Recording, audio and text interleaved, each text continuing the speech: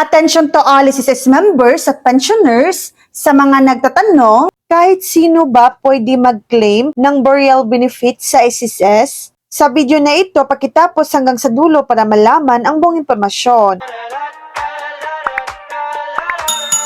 Hindi kahit sino, ang SSS burial benefit ay ibinibigay lamang sa sinumang nagbayad ng gastusin sa pagpapalibing. Funeral expenses ng pumanaw na SSS member, gaya ng asawa, anak o kamag-anak. Kailangan itong patunayan sa pamamagitan ng mga opisyal na resibo mula sa punerarya. Mga dapat tandaan sa pag-claim, sino ang pwede? Ang nagbayad ng funeral expenses, hindi kailangang beneficiary basta may resibo ng bayad. Kondisyon ng miyembro, ang namatay ay dapat mayroong kahit isang buwan na contribution. Halaga ng benefit, nagkakahalaga ito ng 12,000 pesos hanggang 60,000 pesos depende sa dami ng contribution ng miyembro. Requirements, death certificate, funeral contract, at official receipt ng mga bayarin. Maaring i-file ang claim online sa pamamagitan ng My.SSS website. So yan lang po ang latest update.